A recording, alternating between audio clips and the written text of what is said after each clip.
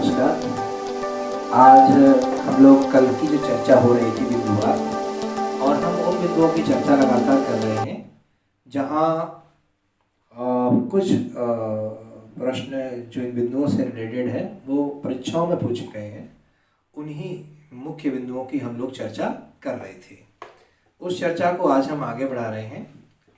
भारत में 10 पर्यावरण सूचना केंद्रों की स्थापना संपूर्ण देश में 5 दिसंबर 1982 को की गई थी। पर्यावरण सूचना केंद्र का अर्थ है कि जहां से पर्यावरण से संबंधित हमें सूचनाएं प्राप्त होती रहें, ऐसे केंद्र हमने 1982 में स्थापित किए हैं। संयुक्त राष्ट्र संघ से इसने मान्यता प्राप्त है। मान्यता प्राप्त का अर्थ ये होता है कि आपने जिन केंद्रों की स्थापना की है, क्या वो अंतर्राष्ट्रीय मानकों का पालन कर रहे हैं, क्या वो अंतर्राष्ट्रीय मानकों के अनुसार काम या सूचनाएं दे रहे हैं। तो इसीलिए कोई भी आपका इस प्रकार का सूचना केंद्र है, अगर उसको संयुक्त राष्ट्र संघ से मान्यता मिल जाती है, इसका मतलब है कि आपका जो केंद्र है उसकी जो ऑथेंटिसिटी है, उसकी जो प्रामाणिकता है वो पूर्ण है। ये जो सूचना केंद्र बनाए गए थे, इनका काम क्या था? काम पर्यावरणीय तकनीकी, यानी पर्यावरण को लेकर हम किस टेक्नोलॉजी का प्रयोग कर रहे हैं पर्यावरण को शुद्ध करने में।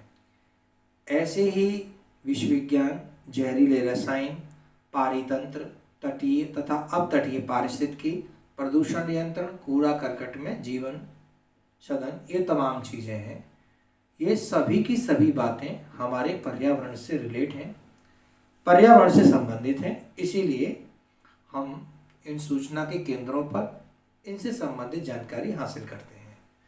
राष्ट्रीय पर्यावरण जागरूक कार्यक्रम 1986 में चलाया गया। चिपको आंदोलन का श्री गणेश गढ़वाल के नागरिकों के साथ चंडी प्रसाद भट्ट ने 1970 में पेड़ों से चिपक कर उन्हें काटने नहीं दिया गया था। बाद में सुंदरलाल बहुगुणा चिपको आंदोलन से जुड़ गए थे, जो बहुत प्रसिद्धि पा गए थे। और आज जब भी चिपको आंदोलन की बात होती है तो सुंदरलाल बहुगुणा का नाम हम बरबस ही लेते हैं और उन्हीं का नाम हम जानते हैं।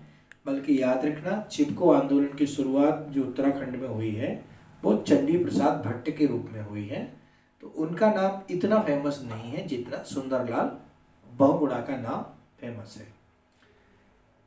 खेजड़िली चिपको आंदोलन 1987 का जो सूत्रपात संत 1987 कर दें, ये जो गलत लिख गया है, 7 की जगह आप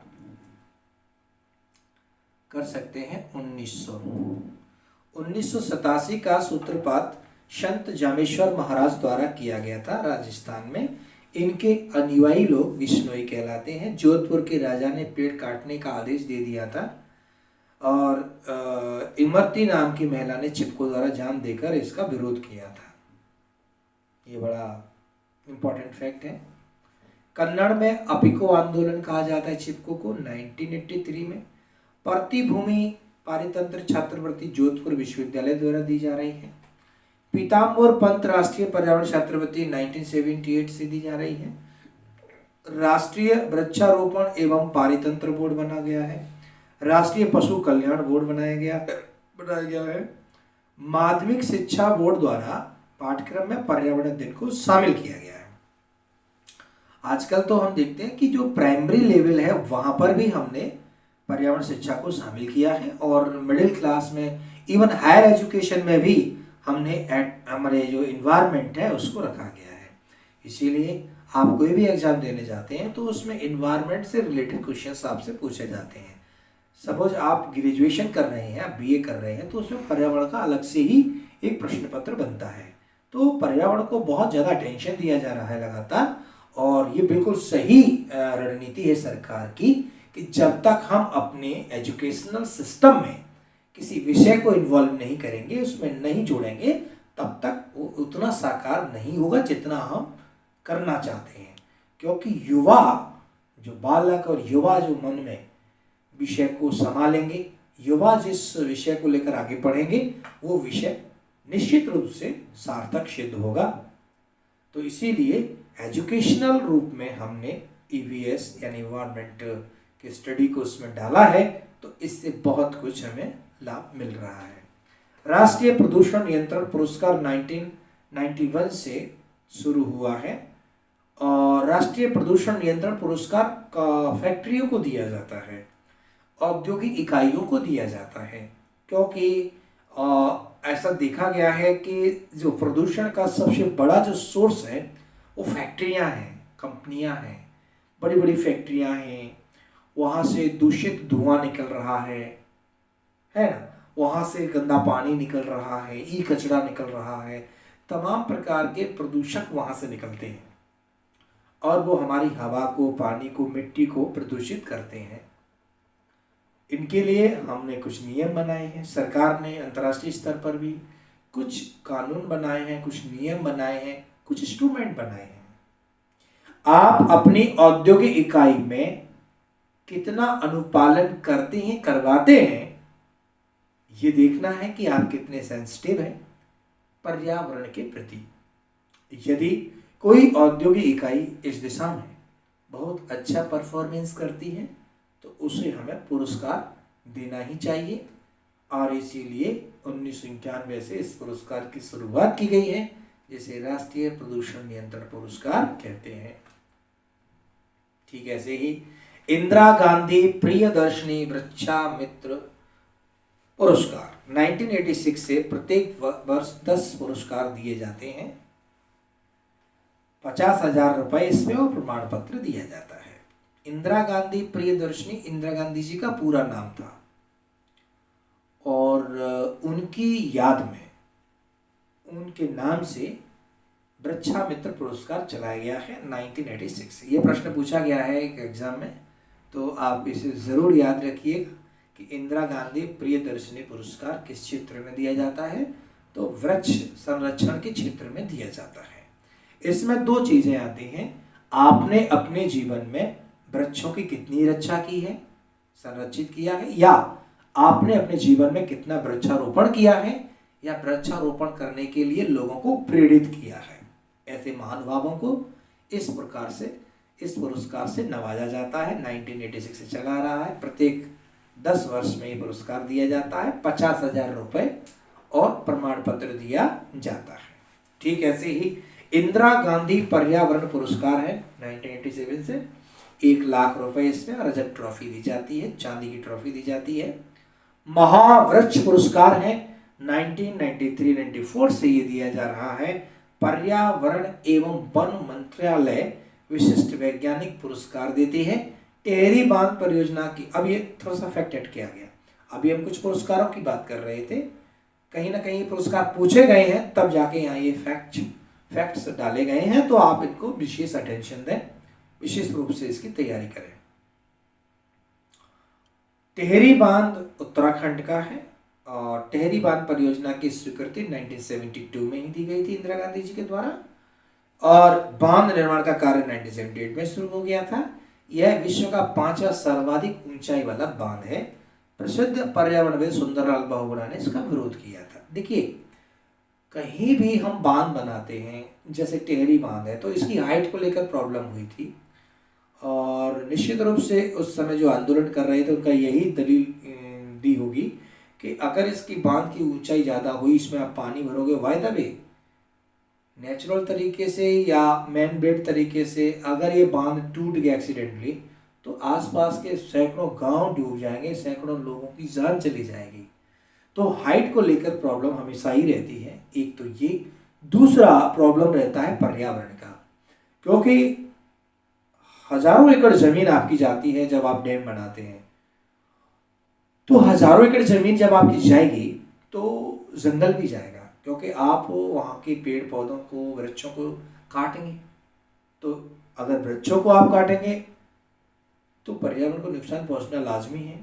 आप बहुत सारे जीव जंतुओं के प्राकृतिक आवास को नष्ट कर रहे हैं, वहाँ बायोडाइवर्सिटी को नष्ट कर रहे हैं।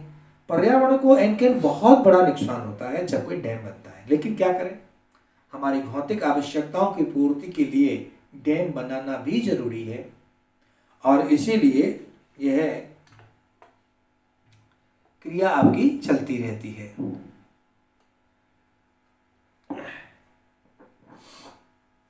तो ये जो विरोध है ये चलता रहता है। जैसे अभी हाल ही में मैं बताऊं तो जैसे हमारे सरदार सरोवर बांध जो गुजरात में बन रहा है नर्मदा नदी पर, उसको लेकर प्रॉब्लम चल रही है। उसमें पुनर्वास की प्रॉब्लम है, उसकी हाइट को लेकर प्रॉब्लम है, पर्यावरण को लेकर प्रॉब्लम है। तो ये प्रॉब्लम है, मेधा पाटकर जी लड़ाई लड़ रही हैं। तो ये प्रॉब्लम्स चलती हैं हमेशा। कोई भी बांध बनता है तो बहुत सारी चीज़ें हमारी नुकसान भी होती हैं, लेकिन क्या करें, हमारी जो भौतिक आवश्यकताएं हैं, बिजली बनाना है, इरिगेशन करना है, पानी की सुचारू व्यवस्था को बनाए रखना है, तो उसके लिए डैम बनाना जरूरी भी होता है। बाढ़ को कंट्रोल करना है तो बांध जरूरी है।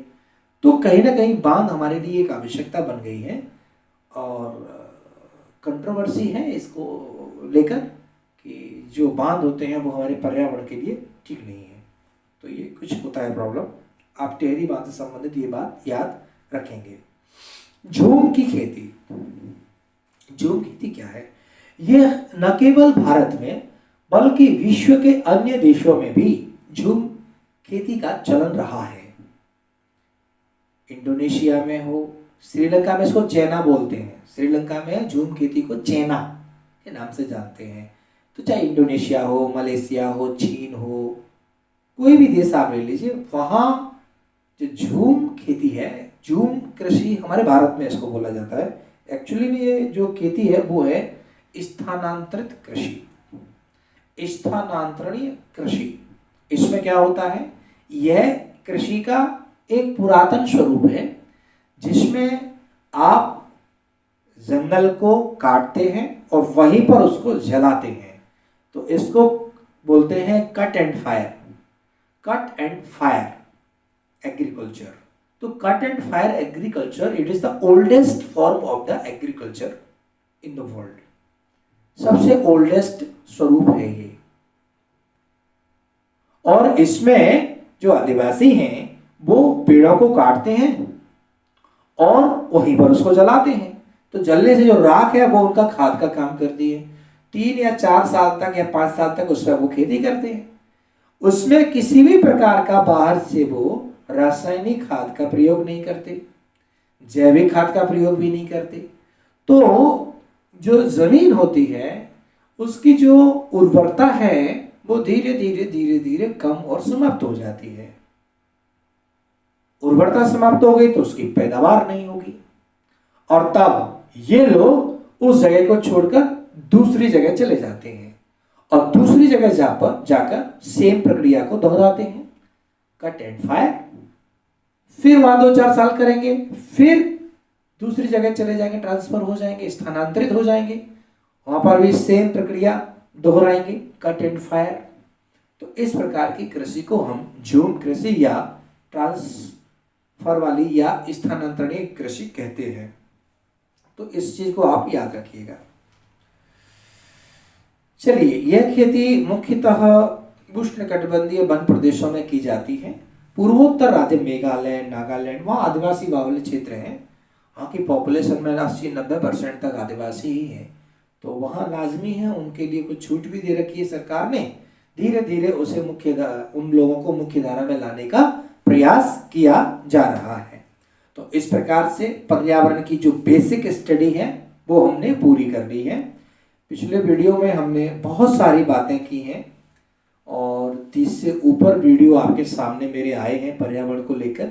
तो उसमें हमने जो मूलभूत अध्ययन है उसको कंप्लीट किया है और उस मूलभूत स्टडी में जो आपका विषय है टेट का वो पूरा समाहित है। इसके अलावा भी हमने बहुत सारी चर्चाएं ऐसी की हैं जो आउट ऑफ सिलेबस भी हैं। वो आपको टेट 3 MP में दिखाई नहीं देगी, लेकिन प्रश्न वहां से C10 वगैरह में आते हैं। और इसी को ध्यान में रखकर ये श्रृंखला हमने प्रारंभ की थी कि जो विद्यार्थी C-TET दे रहे हैं उनको भी लाभ मिले, जो राजस्थान दे रहे हैं उनको भी लाभ मिले और जो मध्य प्रदेश का देंगे उनको भी लाभ मिले। तो इसी बात को ध्यान में रखकर यह हमने एक श्रृंखला प्रारंभ की थी पर्यावरण को लेकर। तो उसकी जो मूलभूत बेसिक स्टडी है वो आज कंप्लीट हुई है। फिर भी हमने आगे कुछ एक्स्ट्रा स्टडी भी दी है। ये एक्स्ट्रा स्टडी आप स्वयं भी कर सकते हैं। जिनके पास कक्षा 6 से लेकर 8 तक की पुस्तकें हैं उनमें ये बिंदु हैं, वो वहां से निकालकर सीबीएसई जो है एनसीईआरटी की जो पुस्तकें हैं वहां से निकालकर यहाँ पर कुछ बिंदु हमने डाले हैं आपकी एज ए जनरल नॉलेज के रूप में। तो ये एक्स्ट्रा स्टडी है, बेसिक स्टडी आपकी कंप्लीट हो गई है। हम एक्स्ट्रा स्टडी भी आपको बताएंगे और इस पुस्तक में जो आपके पास पुस्तक होगी जिसे हम पढ़ा रहे हैं उसमें पीछे बहुत सारे प्रश्न दिए गए हैं, एमसीक्यूज दिए गए हैं, वो आपको साथ साथ लगाने हैं, तभी आपको इसकी प्रॉफिट मिलेगी, फायदा मिलेगा। तो कुछ 6 से और 8वीं कक्षा की पुस्तकों के कुछ महत्वपूर्ण बिंदु है। आइए मैं इनको आपसे एक एक करके चर्चा कर लेते हैं, तो ये भी आपके लिए फायदेमंद ही होगा। जैसे पहला फैक्ट डला है, पूर्ण चंद्र को एक महीने में चंद्र ग्रहण की बात हो रही है। पूर्ण चंद्रमा को हम एक महीने में एक बार देखते हैं, इसे पूर्ण चंद्रमा वाली रात या पूर्णिमा कहते हैं। महीने में एक बार पूर्णिमा आती है जब चंद्रमा पूरा हमको दिखाई देता है। एक्चुअली में चंद्रमा एक पिंड है और ये जो चंद्रमा है वो हमारी पृथ्वी का उपग्रह है, सैटेलाइट है, प्राकृतिक सैटेलाइट है। मून का मतलब उपग्रह ही होता है, हम उसको मून बोलते हैं।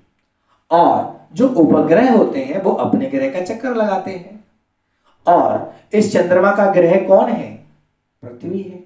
और इसीलिए हमारी पृथ्वी का चक्कर लगाता है चंद्रमा। Is it clear? और इस श्रृंखला में यह चंद्रमा हमें कभी आधा दिखाई देता है, कभी आधे से थोड़ा कम और दिखाई देता है, कभी आधे से ज्यादा दिखाई देता है। ये चलता रहता है। ये सब इसलिए होता है क्योंकि चंद्रमा भी गति कर रहा है, हमारी पृथ्वी भी गति कर रही है। चंद्रमा भी 2 गतियां कर रहा है, एक अपनी दूरी पर घूम रहा है, दूसरा वो पृथ्वी के चक्कर लगा रहा है। और साथ साथ हमारी पृथ्वी भी 2 गतियां कर रही है, एक अपनी किली पर घूम रही है, दूसरा वो सूर्य का चक्कर लगा रही है। तो इन गतियों का ही परिणाम है कि कभी हमें चंद्रमा आधा दिखाई देता है तो कभी वो हमें पूरा दिखाई देता है। तो महीने में एक दिन ऐसा होता है जब चंद्रमा पूरा दिखाई देता है, उसे हम पूर्णिमा कहते हैं। क्लियर हो गया? अगले 15 दिन आप इसे नहीं देख सकते। ये चंद्रमा की रात्रि अमावस्या होती है। अमावस्या मतलब काली रात, है ना। 2 पाख होते हैं, एक कृष्ण पाक पक्ष होता है, एक शुक्ल पक्ष होता है, पाक बोलते हैं उसको शायद। तो जो शुक्ल पाक या पक्ष होता है वो उजाला होता है जब चंद्रमा चमकता है। चंद्रमा चमकता क्यों है? चंद्रमा का खुद का अपना प्रकाश नहीं होता, बल्कि चंद्रमा भी सूर्य के प्रकाश से चमकता है। सूर्य के प्रकाश से चमकता है, इस बात को हम ध्यान रखेंगे। तो अंधेरी रात 15 दिन है, उजली रात 15 दिन है। तो इसे कृष्ण पक्ष शुक्ल पक्ष का नाम हम लोग देते हैं। सूर्य के तेज प्रकाश के कारण रात के समय चमकने वाली वस्तुओं को हम दिन में नहीं देख पाते। चलिए, सूर्य के तेज के प्रकाश के कारण, यानी चंद्रमा रात में चमकता है, दिन में वो हमें चमकता हुआ नहीं दिखता। इसका मतलब ये नहीं है कि वो चमक नहीं रहा होगा, पर सूर्य के सामने उसकी चमक बहुत कम है। जैसे आप छत पे दिया रखा है, तेज धूप खिल रही है मई के महीने में, तो उस दीपक की क्या रोशनी होगी? जैसे ही सूर्य की रोशनी है, ऐसे ही चंद्रमा चमक तो सूरज से ही रहा है, तो इसीलिए दिन में वो हमको चमकता हुआ दिखाई नहीं देता है। और वैसे भी दिखाई नहीं देगा, वो चमक रहा है इसीलिए दिखाई दे रहा है। हमारे यहाँ 3,84,000 किलोमीटर दूर है हमारी पृथ्वी से चंद्रमा, तो कैसे दिखाई देगा दिन में बिना चमक तो रहा होगा, लेकिन वो हमें चमकता हुआ दिखाई नहीं देगा, क्योंकि उसकी जो चमक है वो सूरज की चमक के आगे बहुत कम है। इसीलिए सूर्य, चंद्रमा तथा वे सभी वस्तुएं जो रात के समय आसमान में चमकती हैं उन्हें हम खगोलीय पिंड कहते हैं। कुछ खगोलीय पिंड बड़े आकार के होते हैं, कुछ छोटे होते हैं, कुछ गर्म होते हैं, कुछ ठंडे भी हो सकते हैं। ये गैसों से बने होते हैं। इनके पास अपनी ऊष्मा तथा प्रकाश होता है जिसे वे बड़ी मात्रा में उत्सर्जित करते हैं। इनको हम तारा कहते हैं। यानी ऐसे पिंड, खगोलीय पिंड जिनका अपना स्वयं का प्रकाश होता है, उन्हें हम कहते हैं तारा, स्टार। जैसे सूर्य के स्टार है, ऐसे प्रोक्सिमा एक स्टार है। ऐसे ही बहुत सारे और हो सकते हैं, हजारों, लाखों, करोड़ों, अरबों हैं, खरबों हैं। We have no counting how many stars in the space, we don't know. कितने यूनिवर्स में कितने सारे स्टार्स हैं, कोई काउंटिंग नहीं है, ना कोई गिन सकता है। अनगिनत तारे होते हैं। और तारा एक ऐसा पिंड है जिसका अपना स्वयं का प्रकाश होता है। अगर उन सारे तारों में से हम किसी को बहुत अच्छी तरीके से जानते हैं पर्सनल, तो वो सूर्य है, क्योंकि वो हमारा मुखिया है। सूर्य के परिवार के ही हम सदस्य हैं। सूर्य के परिवार में 8 ग्रह हैं, उनमें से पृथ्वी हमारा एक ग्रह है। सूर्य के ग्रह कौन कौन से हैं? बुध है, शुक्र है, पृथ्वी है, मंगल है, शनि है ना, और फिर अरुण है, वरुण है, बृहस्पति से। तो ये सब हमारे सूर्य के परिवार के लोग हैं। तो ये सब सूर्य का चक्कर लगा रहे हैं, क्योंकि मुखिया वही है, सेंटर में वही है। तो सूर्य को हम जानते हैं कि सूर्य का अपना प्रकाश होता है। क्यों होता है ये भी हम जानते हैं। सूर्य क्या है? गैसीय पिंड है। तारे सभी गैसीय पिंड है, उनमें गैस होती है। कौन सी गैस है?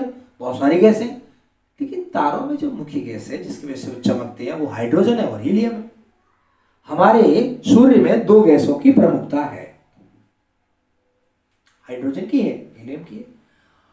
और 70-77% के आसपास में हाइड्रोजन है, बाकी बची हीलियम है, कुछ मात्रा में अन्य गैसेस है। और जो हाइड्रोजन गैस है उसमें विखंडन होता है, संलयन होता है, फ्यूजन होता है। और जो हीलियम है उसमें विखंडन होता है, फ्यूजन होता है। तो हाइड्रोजन का जो संलयन है, 2 हाइड्रोजन मिलते हैं तब एक हीलियम बनता है। हीलियम टूटता है, हाइड्रोजन बनता है। ये जो प्रक्रिया है टूटने की, जुड़ने की, जुड़ने की, टूटने की, यानी फ्यूजन और फिजन की, इसमें बहुत सारी ऊष्मा निकलती है और उसी ऊष्मा से वो तारा चमकता है। और वही ऊष्मा विकिरण के रूप में हमारी पृथ्वी तक आती है। हम लोगों को धूप, गर्मी लगती है, ऊष्मा प्राप्त होती है। संसार में ऊर्जा का अगर कोई सबसे बड़ा स्रोत है तो वो सूर्य भगवान है। वो हमारा भगवान ही, हमारा मुखिया है। सूर्य तारा है। ऐसे जाना कितने तारे हमारे संसार में हैं, कोई काउंटिंग नहीं है।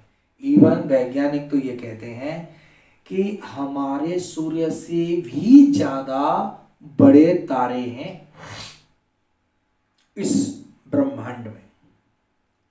ठीक है, आगे बढ़ते हैं। अनगिनत तारे सूर्य के समान है। अधिक दूर होने के कारण वो हमें कम दिखाई देते हैं, उनकी ऊष्मा और प्रकाश हम तक कम आ पाता है, टिमटिमाते नजर आते हैं। रात्रि में आकाश में तारों के विभिन्न समूह दिखाई देते हैं। जैसे आप लोग सप्तऋषि तारे दिखाई दे रहे हैं, उनको हम नक्षत्र मंडल कहते हैं। उनकी अपनी स्थिति है, अपनी अरेंजमेंट है। आपकी भावना है, आप जिसे माने वैसे मान लें, हाँ ऋषि मान लें, भगवान मान लें, कुछ ही मान लें, it is your own view. But उनकी अपनी अरेंजमेंट है और वैसे वो दिखाई देते अपने अरेंजमेंट में। तो आप उन्हें ऋषि तारे कह दीजिए, नक्षत्र कह दीजिए, जो आप कह सकते हैं आप कह दीजिए। अर्सा मेजर या बिग बियर इसी प्रकार का एक नक्षत्र मंडल है। स्मॉल बियर या सप्तऋषि भी एक नक्षत्र मंडल है। मैंने कहा सप्तऋषि तारे 7 होते हैं, उसका नाम है स्मॉल बियर, जो अर्सा मेजर का भाग है। Ursa Major it is the name of the nakshatra mandal. ये खोजकर्ताओं के नाम पर इनके नाम रख देते। नाम कहाँ से आएंगे? कोई गया तो है नहीं वहां पर, कोई जा भी नहीं सकता। तो जो वैज्ञानिक उसके बारे में पहली बार टेलीस्कोप से बता देते हैं, उसी के सम्मान में, उसी के नाम पर हम उसका नामकरण कर देते हैं। प्राचीन समय में लोग दिशा निर्धारण में तारों की सहायता लेते थे। एक तारा होता है जिसे हम ध्रुव तारा कहते हैं। अब आजकल तो अपने पास दिशा ज्ञात करने की घड़ियां हैं, कंपास, सब कुछ है, ये टेक्नोलॉजी है। बट बहुत साल पहले जब हमारे पास ये साइंस न्यू टेक्नोलॉजी नहीं थी, तब भी लोगों को दिशा का ज्ञान होता था। तो इन तारों की सहायता से वो अपनी दिशा को ज्ञात कर लिया करते थे। जैसे मैंने कहा, अब एक ध्रुव तारा होता है और ये रात्रि में ध्रुव तारा हमेशा उत्तरी गोलार्ध में यानी उत्तरी दिशा में चमकता है। तो उत्तर दिशा का अगर आपको ज्ञान हो गया तो बाकी दिशाओं का तो आप ज्ञान कर ही लेंगे। जैसे मान लीजिए कि मैं ये तारा इधर चमक रहा है, इधर ये तारा चमक रहा है, तो मान लीजिए ये ध्रुव तारा उत्तर दिशा में है। उत्तर के जस्ट अपोजिट दक्षिण दिशा होती है हमेशा।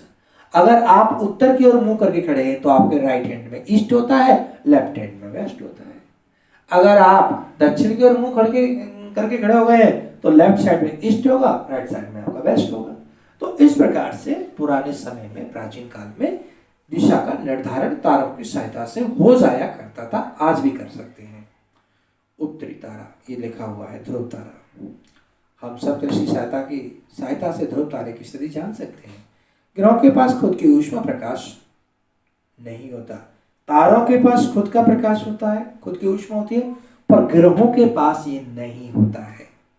ग्रहों के पास ये नहीं होता है। ग्रह तो हमेशा तारों के प्रकाश से ही चमकते हैं।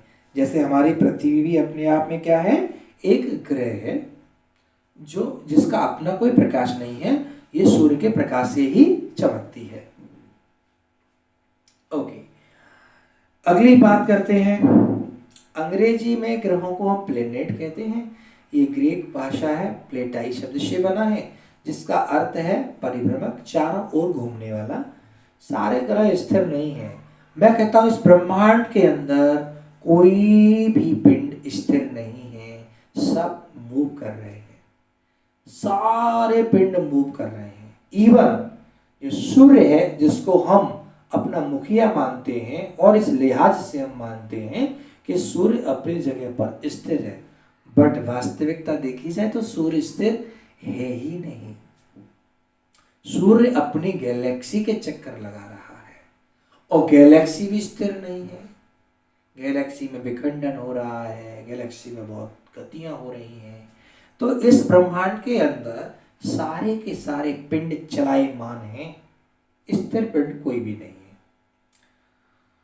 सूर्य पृथ्वी के सबसे नजदीक तारा है, यानी हमारी पृथ्वी अपने सूर्य के नजदीक है, बाकी तारे बहुत दूर हैं हमसे।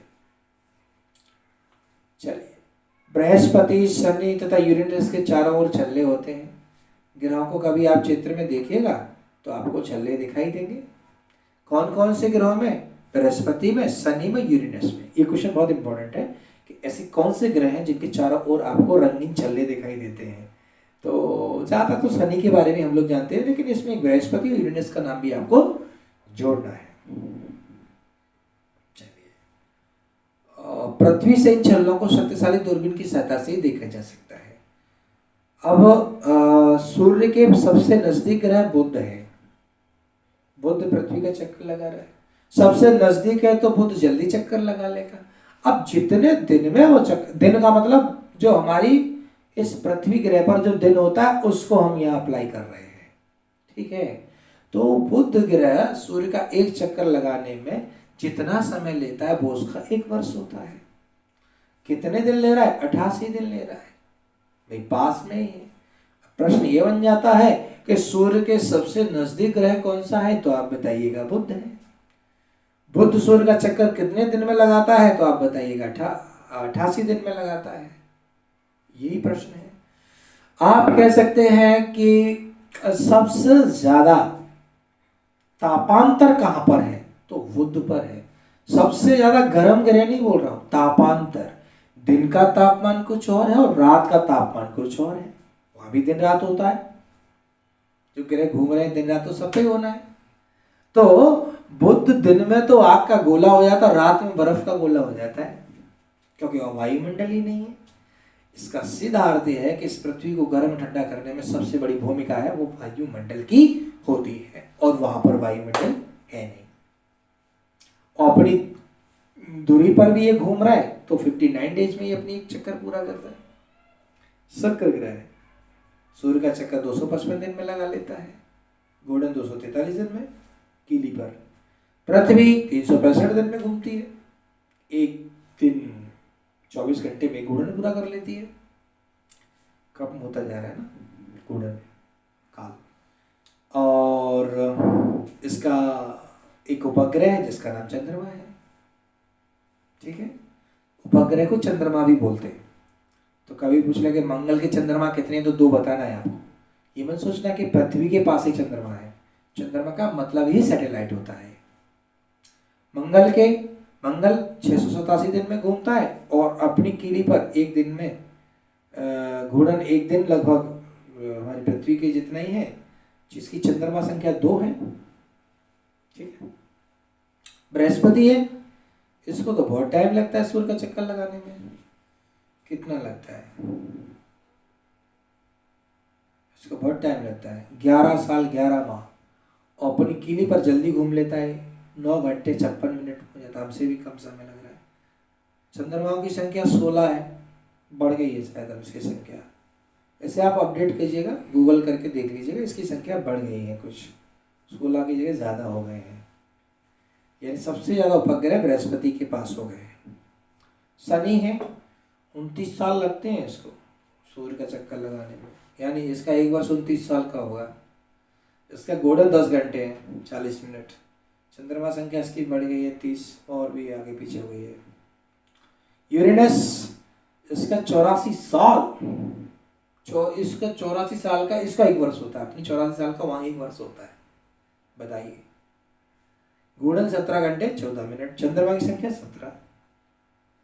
नेपच्यून परिक्रमण 164 साल, घूर्णन 16 घंटे 7 मिनट, चंद्रमा की संख्या 8 है। ये एक अच्छा, ये जो उपग्रहों की संख्या है ना, ये बदलती रहती है। जैसे मैंने कहीं पढ़ा है कि जो बृहस्पति है उसके अब बढ़ गए हैं, शायद 63 के आसपास हो गए हैं, और शनि के 61 हो गए हैं। तो ये जो उपग्रह की संख्या है इसमें परिवर्तन हुआ है। तो आप लोग गूगल कर सकते हैं, या नया फैक्ट कहीं भी हो सकता है कि हमने नया फैक्ट इसमें नहीं डाल पा रहे हैं, पुराना है थोड़ा, लेकिन मैं जैसे मुझे याद, मैं मेमोरी में अपने में ला पा रहा हूँ। तो 63 जो है वो बृहस्पति के हैं और 61 है शनि के। इतने नज़दीक का मामला बन गया है। तो इस संख्या में जरूर थोड़ा सा परिवर्तन हुआ है।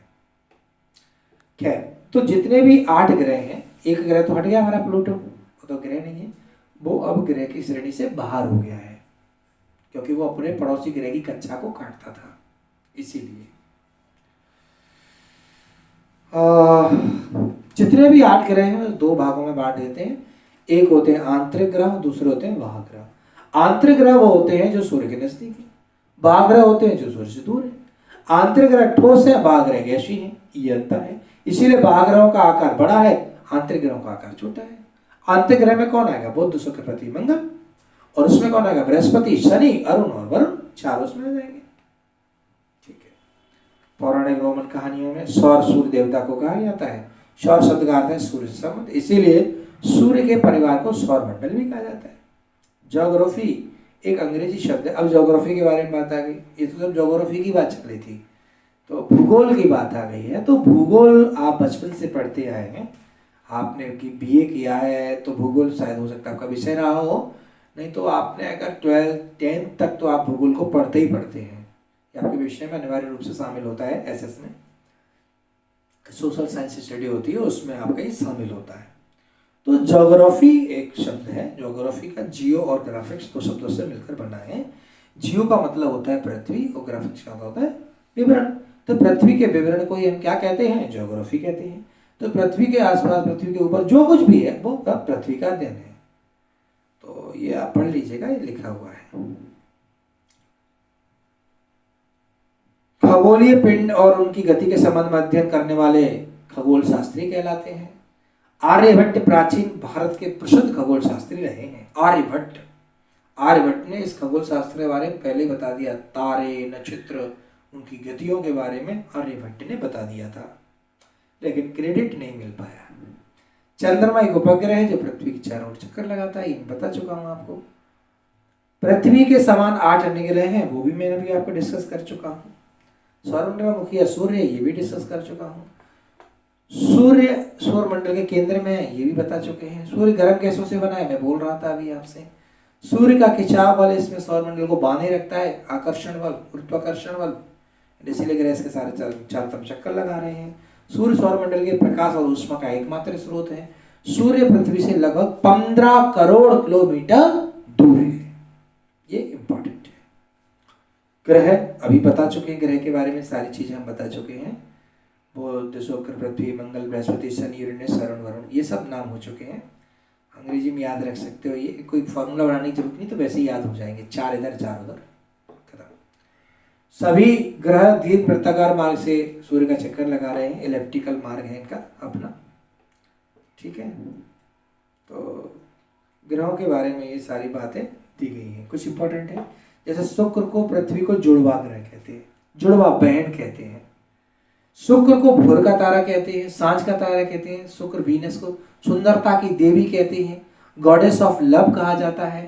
तो शुक्र के बारे में, और चमकता हुआ ग्रह किसे कहते हैं? शुक्र को कहते हैं। और सबसे गर्म ग्रह किसे कहते हैं? तो शुक्र को कहते हैं। तो शुक्र के बारे में बहुत सारी चीजें हैं, इसलिए याद रखना है शुक्र ग्रह को। अंतरराष्ट्रीय खगोलीय संगठन ने अपनी बैठक अगस्त 2006 में निर्णय लिया कि कुछ समय पहले खोजे गए अन्य खगोलीय पिंड 2003 यूवी 313 सिरस तब प्लूटो को बौने ग्रह की श्रेणी में रख दिया गया है। खत्म। तो आज के लेक्चर में हम इतनी चर्चा करेंगे। अगले वीडियो में पृथ्वी के बारे में आपको बताऊंगा, कुछ इंपॉर्टेंट बातें हैं पृथ्वी पे दिन रात वगैरह, क्षुद्र ग्रह वगैरह, ये उल्का पिंड वगैरह, ये सारी चीजें कल हम आपसे डिस्कस करेंगे। अच्छा, सीधे अंतरिक्ष वगैरह, ये सब आज के लिए।